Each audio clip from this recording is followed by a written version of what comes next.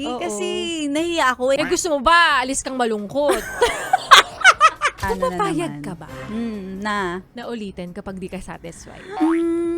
Sa totoo lang, kapag nangyayari yan, natatameme ako. Na Talaga? wala, sige na, mukhang satisfied na siya, so hindi na ako humihirit. Ganun? Ako hindi. Pag di talaga ako satisfied, Ay, talaga? oo, minsan mo pumapangatlo pa nga eh. Oo, Talaga kasi ganito kapag pa ako, ano isa eh. pa, please. Oo, kasi minsan naiinis din sila. Ano ba yan? Tapos na.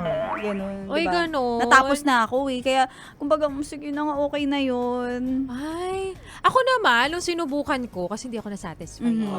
Humingi pa ako ulit ng isa, para siyang nahihiya pa. Parang di rin naman siya satisfied doon. Talaga?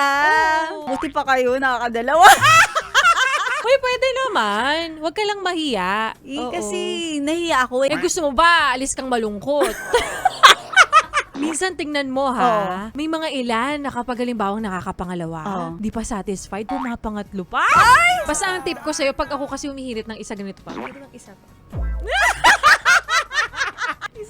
Yung pinag-uusapan namin ni Maria Morena dito, kung minsan ba humihirit pa kayo ng isa kapag hindi kayo nasa-satisfied.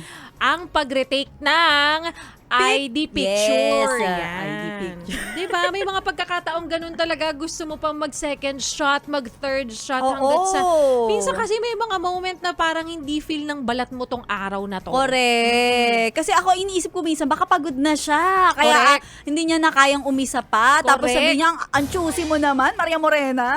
Ano pang ginagawa mo dito, ha? Sinasabi ko na nga ba eh. Solid yes friend ka talaga. Dahil nandito ka na rin lang, sige na, mag-like at mag-comment ka na. Mag-subscribe ka na rin at i-click ang notification bell para mapasali ka sa mga kalokohan namin. Bawal na bawal mag-no dito, ha? Kasi yes